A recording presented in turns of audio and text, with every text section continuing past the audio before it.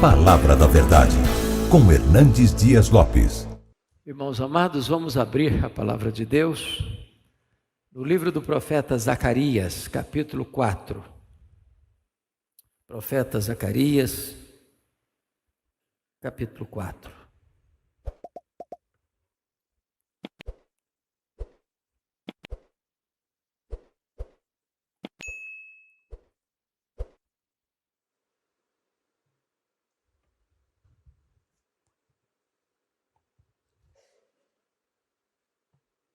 Nós vamos ler apenas o verso 6. E este verso diz assim: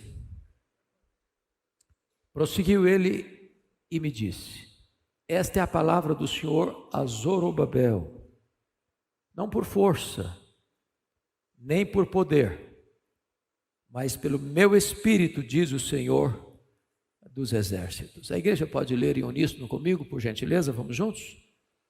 Prosseguiu ele e me disse: esta é a palavra do Senhor a Zorobabel, não por força, nem por poder, mas pelo meu espírito, diz o Senhor dos exércitos. Bom, hoje, diferentemente do que faço normalmente, pregando um sermão expositivo, hoje eu quero trabalhar um sermão temático. Hoje eu quero falar com você, à luz desse texto, sobre a ação do Espírito Santo na vida da igreja. É da mais alta importância na vida cristã entender que nós só temos um Deus, subsistindo em três pessoas distintas: o Pai, o Filho e o Espírito Santo. A nossa salvação é uma obra da Trindade. O Pai nos escolheu, o Filho nos redimiu e o Espírito Santo é quem aplica esta obra da redenção em nosso coração.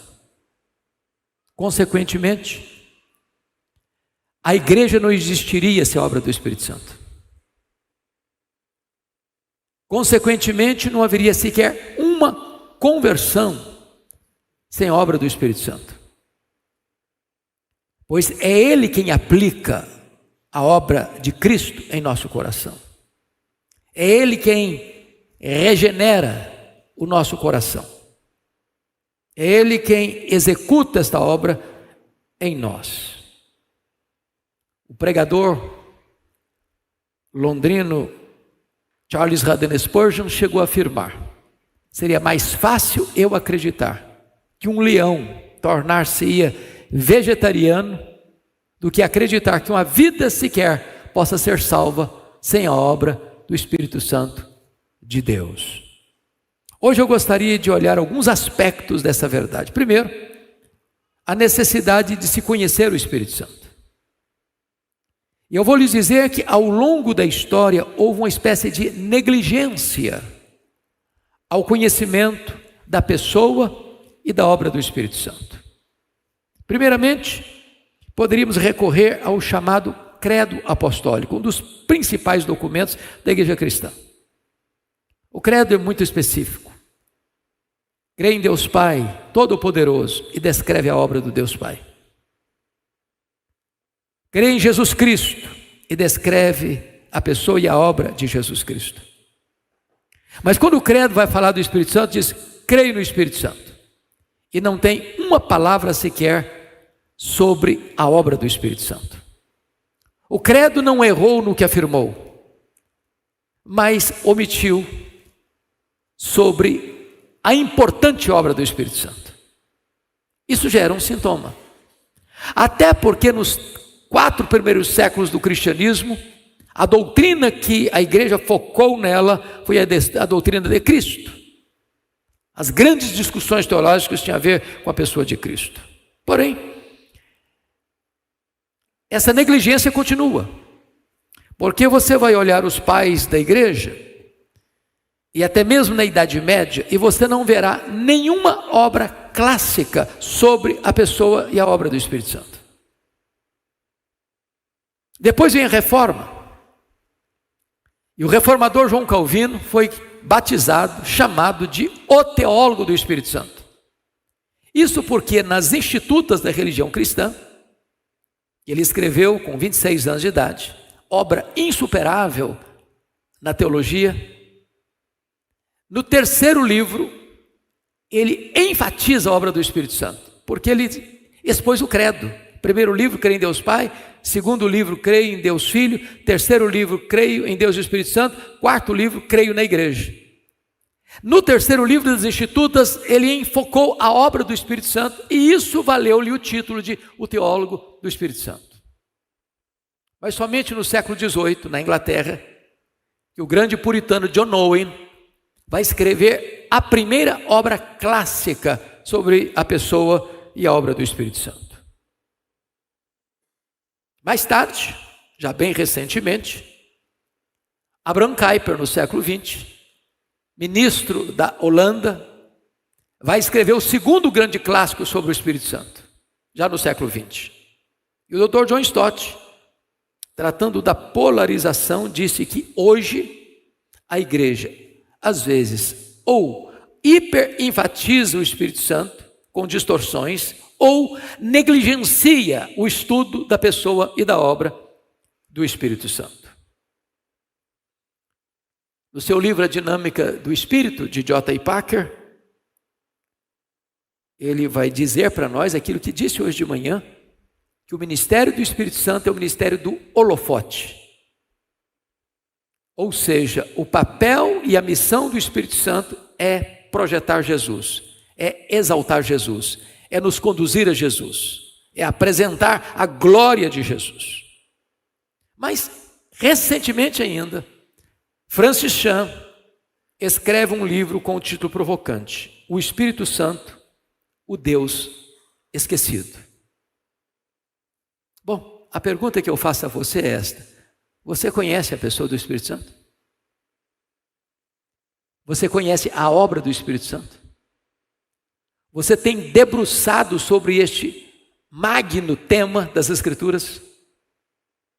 Você tem se deleitado em conhecer, em experimentar a obra do Espírito Santo?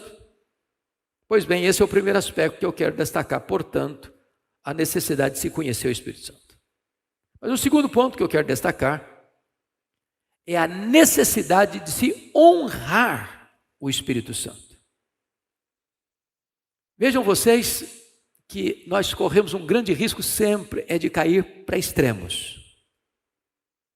Ou enfatiza de maneira equivocada, ou negligencia. E no século XVII, surge um movimento na Europa chamado os Quakers.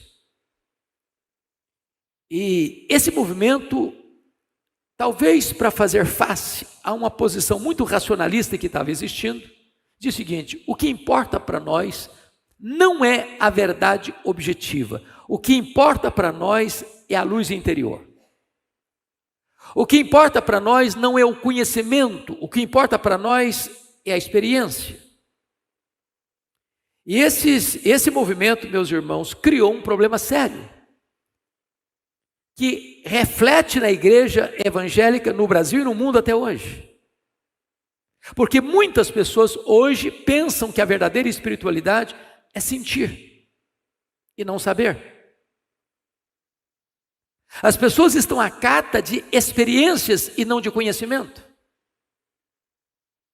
Elas querem uma espiritualidade sensória e não uma espiritualidade do conhecimento. E como disse hoje de manhã, tem muita gente que acha que o culto foi abençoado, que é quando ele sente um calafrio na espinha. E não há nenhum problema com calafrio na espinha, desde que essa emoção seja genuína, seja verdadeira, resultado do entendimento da verdade. Então o que aconteceu? O movimento Quaker gerou o que nós chamaríamos hoje de misticismo espiritual, do experiencialismo espiritual, da busca do sentir em detrimento do conhecimento e do saber. Mas hoje nós vemos um outro aspecto dessa negligência ou dessa falta de honrar o Espírito Santo. É a negligência assintosa com respeito à autoridade do Espírito Santo. Nós estamos sempre conversando sobre isso, Por exemplo, às vezes em concílio, seja na nossa denominação e em outras também, as pessoas fazem campanha para que este ou aquele outro candidato ganhe a eleição. E às vezes os votos são contados antecipadamente. Eu acho que vou ter tantos votos, porque eu tenho tanto contato, eu tenho tanto telefonema, eu tenho tanto apoio, eu tenho tanto isso, eu tenho tanto aquilo. E parece-nos que a decisão é tomada na véspera, ou antecedentemente, a assembleia que vai ter a decisão. E aí, quando chega lá na assembleia, agora nós vamos orar pedindo que o Espírito Santo nos oriente. Ora, mas já foi feito tudo antes. Tudo nos bastidores. Precisaríamos nós, entendo eu, voltar à simplicidade do Evangelho e experimentar aquilo que os apóstolos experimentaram em Atos 15, pareceu bem ao Espírito Santo e a nós tomar esta ou aquela decisão. Não podemos nós pôr a nossa vontade na frente da orientação do Espírito Santo. Quem governa a igreja é o Espírito Santo. Quem dirige a igreja é o Espírito Santo. Ele é o executivo da Trindade no que tange não só a salvação, mas ao crescimento da igreja. No século XIX, vocês bem sabem, houve grandes avivamentos no mundo. País de Gales, Inglaterra, Escócia, Estados Unidos. E nesse tempo, meus irmãos, o que se dava ênfase era exatamente a autoridade do Espírito Santo. Era a submissão ao Espírito Santo. Era a sensibilidade ao Espírito Santo. E muitas vezes, algumas pessoas ficaram preocupadas com isso e entraram para aquilo que foi chamado mais tarde de medo do entusiasmo. E nós devemos ter medo de qualquer entusiasmo que seja puramente emocional. Mas nós não deveríamos ter medo de, com a palavra de Deus nas mãos, receber o poder do Espírito Santo de Deus. Às vezes, em nome daquilo que é solene, nós perdemos a vitalidade. J.I. Packer, que foi considerado o grande teólogo do século passado, ele diz que não tem nada mais solene do que um cadáver com um terno azul marinho, com gravatinhas de bolas brancas, cercado de flores. É soleníssimo, mas também não tem vida. Nós não podemos ter medo da pessoa e nós não podemos ter medo da obra do Espírito Santo se nós estamos sendo guiados pela verdade de Deus e não por experiencialismos heterodoxos. Como recuperar isso? É pelo poder que o Espírito Santo opera em nós. Eu vou exemplificar. Vocês se lembram da experiência de Eliseu?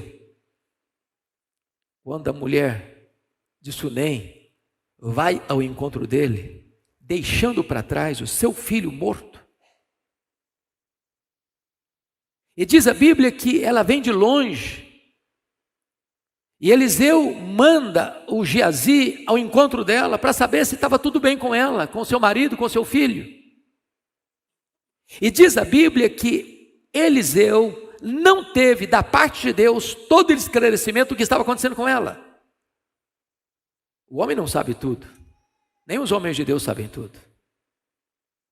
Mas Deus disse para ele que ele percebia nela um coração angustiado. E então diz a Bíblia que Eliseu dá uma ordem para Geazi: corre, não cumprimentes ninguém pelo caminho, chega lá, põe o meu bordão no rosto do menino morto. E Eliseu fez isso, e Geazi fez isso. O que aconteceu? Nada. O menino continuou morto. O problema, portanto, não era o bordão, o problema era quem carregava o bordão. É preciso ter o poder do Espírito Santo. Não basta falar do Espírito Santo. Não basta crer no Espírito Santo. É preciso receber o poder do Espírito Santo. E diz a Bíblia que Eliseu foi e o menino ressuscitou. Porque o poder não estava no bordão, o poder estava em quem carregava o bordão. Nós precisamos do Espírito Santo, meus amados irmãos. Essa é a grande necessidade da igreja hoje. Unir teologia e vida, credo e conduta, ortodoxia e piedade, doutrina e vida. A igreja precisa de poder. Bom, dito isto, eu gostaria que nós parássemos um pouquinho agora para examinar qual é a obra do Espírito Santo. E eu quero elencar algumas coisas. Primeiro, o Espírito Santo, diz João 16:9, é quem convence o homem do pecado. Quando o Espírito Santo vier, ele vos convencerá de pecado, da justiça e do juízo. O que significa isso? Que o pregador não tem poder de trazer convencimento de pecado. Nenhum ser humano em si mesmo ele tem esse poder. Jamais aconteceria você isolar e eu quero me convencer de que eu sou um pecador, então eu me convenço que eu sou um pecador. Não, ou o Espírito Santo convence você que você é um pecador, ou você não terá esse convencimento. É por isso que nós precisamos orar pela obra do Espírito Santo. É por isso que nós precisamos orar a cada culto que comparecemos. É por isso que nós precisamos orar para que toda pessoa que se levantar para ler a Bíblia e pregar a Bíblia, o Espírito Santo opere, porque se o Espírito Santo não agir, nós não teremos o coração quebrantado. Qual foi a última vez que você viu alguém se debulhando em lágrimas como consequência de uma profunda convicção de pecado? Qual foi a última vez que você viu aquilo que os puritanos chamavam de agonia do arrependimento? Se o Espírito Santo não agir em nós, a gente vai maquiando o pecado, justificando o pecado, batizando o pecado com outros nomes. Talvez falte-nos a experiência de Evan Roberts, o jovem que foi um instrumento de Deus para o avivamento do país de Gales, quando ele orava em lágrimas: dobra-me, Senhor, dobra-me, Senhor, dobra-me, Senhor. Em muitos púlpitos hoje, meus amados, não se prega mais sobre pecado. Aliás, um dos mais conhecidos pregadores americanos, de uma das maiores igrejas da América, diz claramente: aqui nessa igreja não se prega sobre pecado. O povo já está muito machucado pela vida. Para que trazer um tema tão rude, tão primitivo como esse?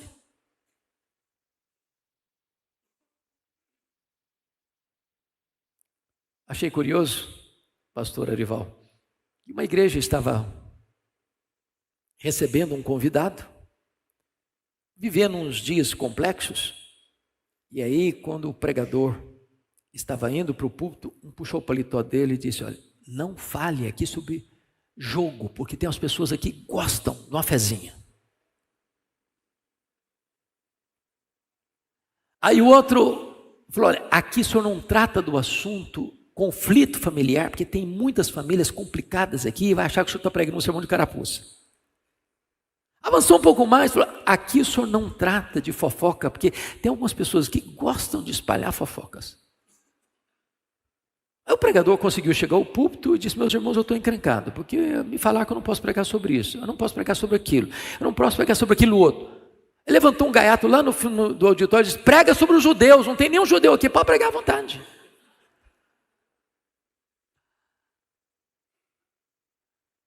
Nós precisamos entender que o Espírito Santo é quem convence de pecado. Isso é obra dele. Segundo, é o Espírito Santo quem nos regenera. Se alguém não nascer da água e do Espírito, não pode entrar no reino de Deus. Irmãos amados, cristianismo não é uma caiadura, não é uma reforma, não é um verniz. Onde a pessoa dizia: eu fumava, não fumo mais, eu bebia, não bebo mais, eu jogava, não jogo mais, eu adulterava, não adultero mais, eu fazia isso, não faço mais. Isso é bom não fazer mesmo, o que é errado. Mas a fé cristã vai muito além disso.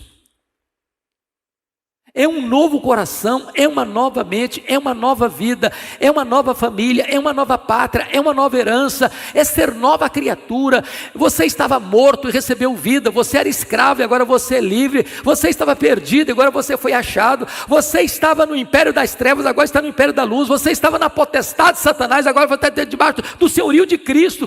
Tudo se fez novo, as coisas antigas passaram, tudo se fez novo, e quem faz essa obra é o Espírito Santo, e só o Espírito Santo pode fazê-la. Só o Espírito Santo. Aliás, o Senhor Jesus Cristo disse para Nicodemos: ô Nicodemos, você quer entender o que é novo nascimento, regeneração, meu filho? É como um vento, ele sopra onde quer.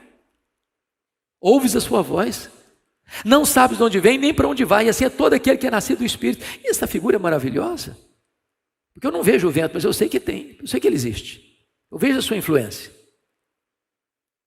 E quando Jesus diz que o Espírito Santo é como o vento, ele está dizendo que o Espírito Santo é soberano, ele sopra onde quer. Ô, irmãos, convenhamos aqui, quantas pessoas que você já sentenciou, para essa pessoa não tem mais jeito não, já foi longe demais. E de repente você vê uma conversão extraordinária.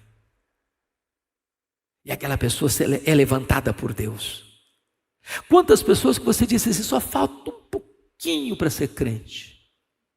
Ele morre na incredulidade. E não tem ninguém meio morto. Morto é morto. Ou o Espírito Santo age ou não tem salvação. Ou o Espírito Santo regenera ou não tem nova vida. O Espírito Santo, meus irmãos, é livre e ele é misterioso, ele opera, ele faz o que eu não posso fazer e ele faz com quem eu jamais imaginaria de fazer. Por isso não desista nunca. Se você tem um parente, um familiar duro de coração, rebelde ao Senhor Jesus, ore porque o Espírito Santo possa soprar nele. No dia que o Espírito Santo soprar, tudo isso é derretido e o coração é transformado. A regeneração. Terceiro, diz a Bíblia, é o Espírito Santo quem nos batiza no corpo de Cristo. 1 Coríntios capítulo 12, versículo 13. Sabe o que significa isso?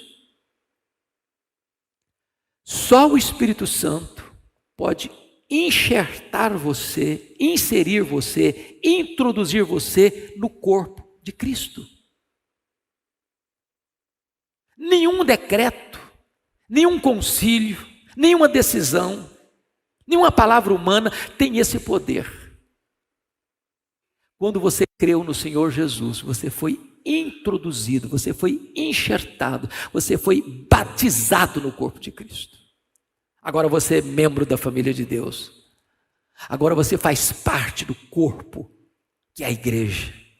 Isso é obra do Espírito Santo. Mas ainda, preste atenção nisso. É o Espírito Santo quem faz de você o templo da morada de Deus. Irmãos amados, não conheço verdade mais impactante, mais sublime do que esta. Me permita fazer uma digressão rápida para você perceber melhor. Lá no Velho Testamento, sobretudo na caminhada do povo pelo deserto, o povo chega ao Sinai.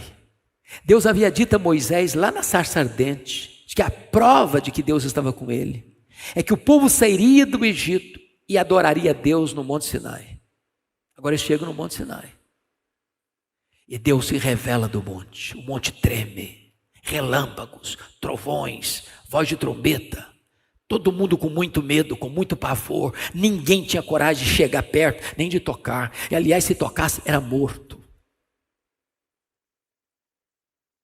Ver a Deus era o medo de morrer.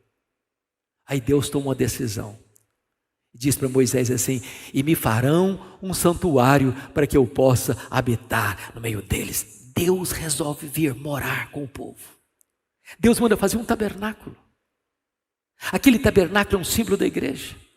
Mas esse tabernáculo foi roubado, esse tabernáculo foi levado embora, mas veio um templo, e o templo de Salomão, a glória de Deus veio, e Deus habitou com o povo, mas esse templo foi destruído.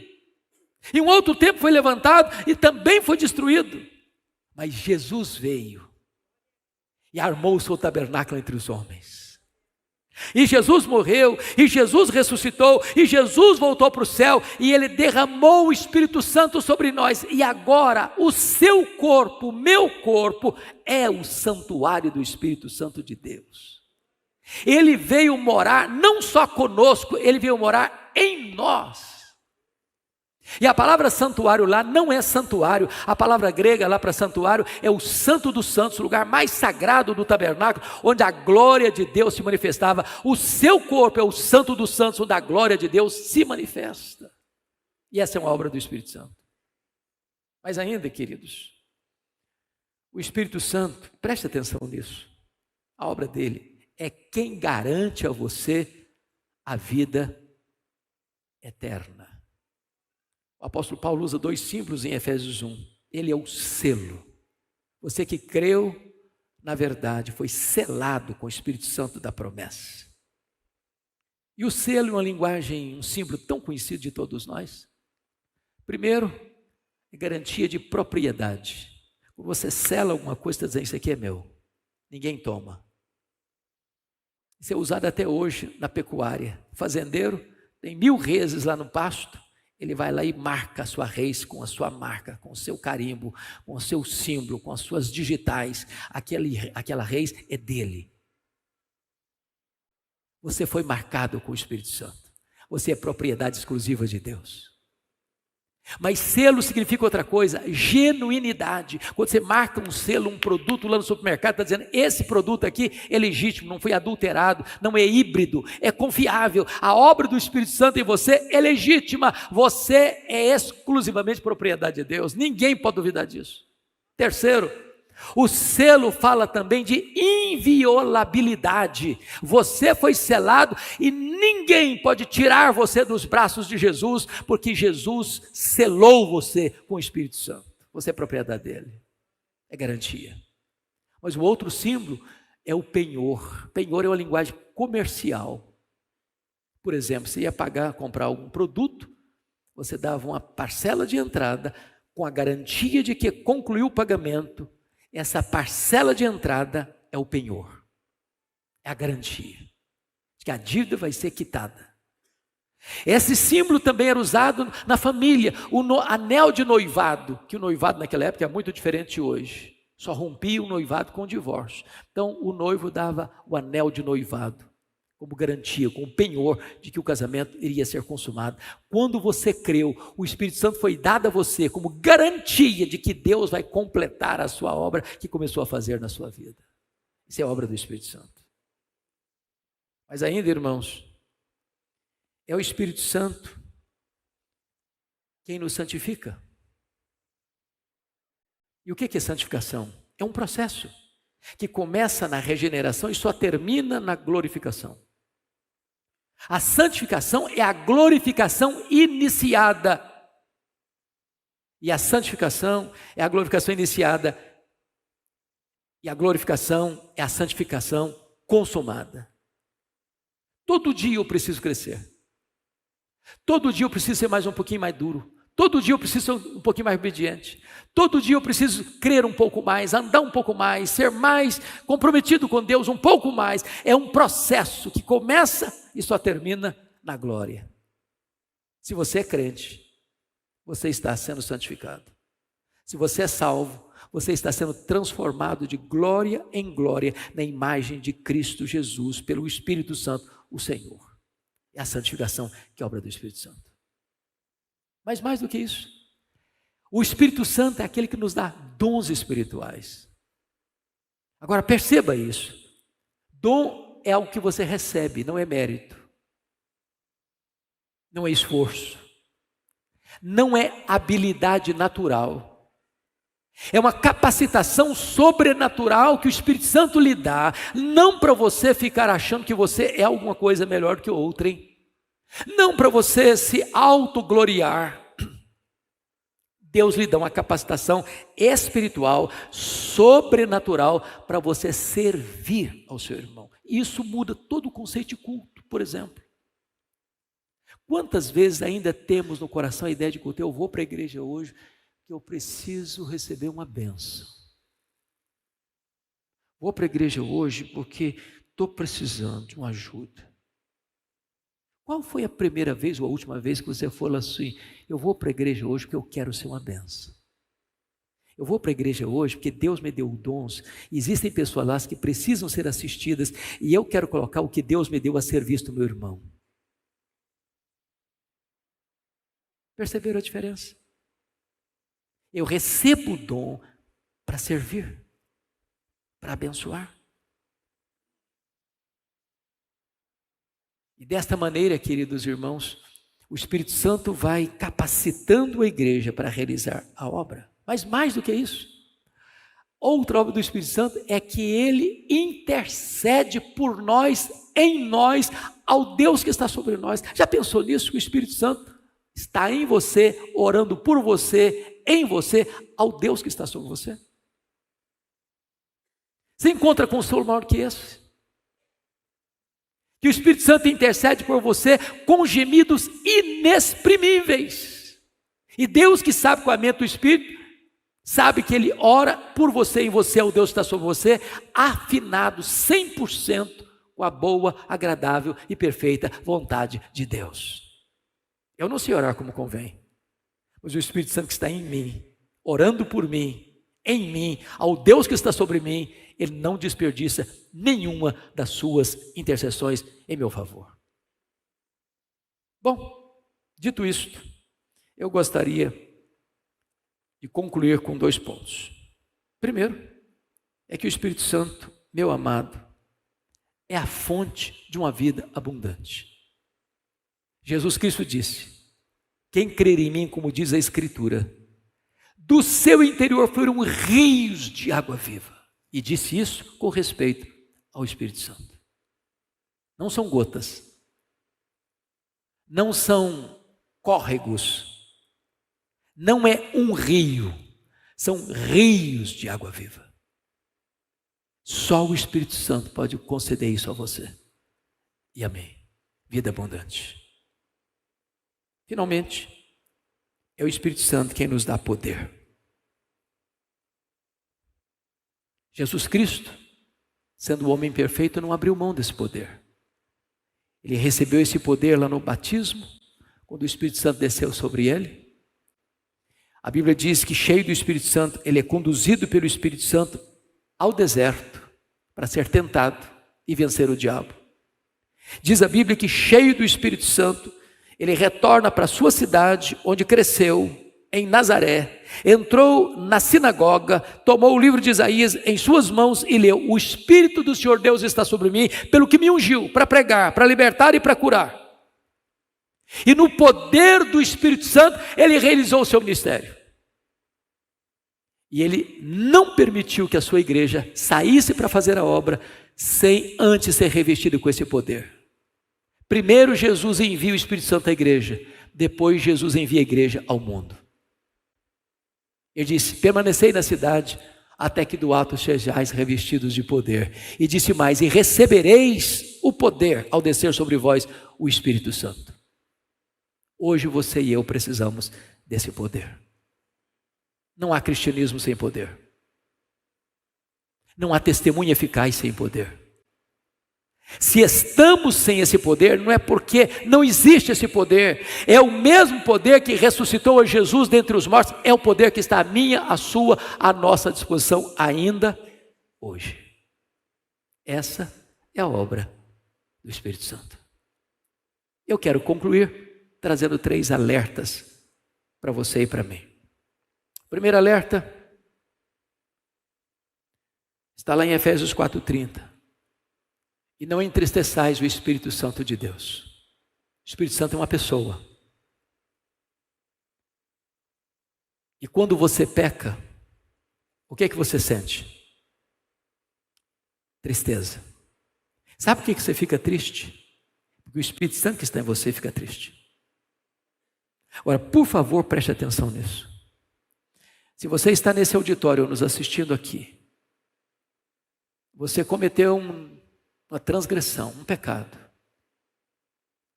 e não sentiu nenhuma tristeza, nenhum pesar. Se as coisas já estão no piloto automático e você faz o que entristece a Deus e não está triste, põe a boca no pó.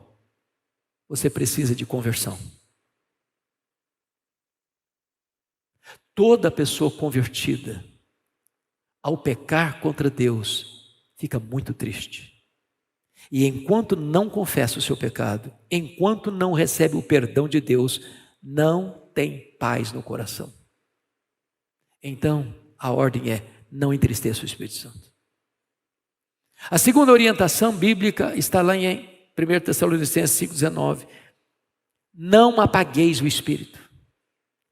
A ideia é que o Espírito Santo é como um fogo. E como é que você apaga um fogo?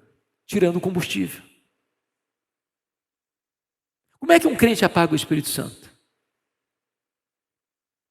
Quando ele para de ler a Bíblia, quando ele para de orar, quando ele para de frequentar assiduamente a casa de Deus, quando ele retira o oxigênio que alimenta a chama, o Espírito Santo é apagado na vida dele. Mas a terceira orientação, Efésios 5,18. Enchei-vos do Espírito. Enchei-vos do Espírito. E essa ordem está naquilo que nós chamamos de um presente contínuo. O enchimento de ontem não serve mais para hoje. Todo dia é dia de você estar cheio do Espírito Santo.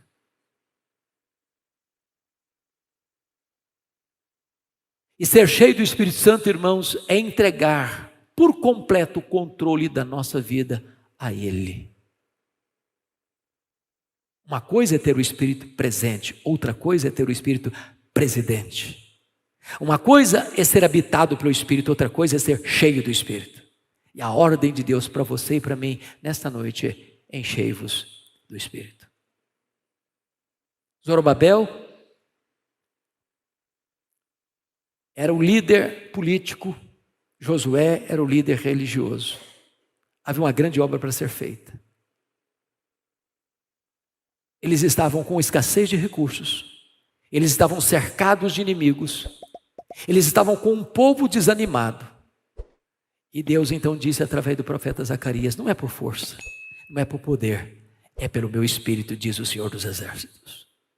Não importa se a sua vida hoje está fraca, não importa se tem muitos inimigos à sua volta querendo desanimar você, não importa se há falta de recursos humanos ou espirituais, agora entendamos isso: a obra de Deus em nós, por nós, através de nós, será feita não por força, não por poder humano, mas pelo Espírito Santo de Deus.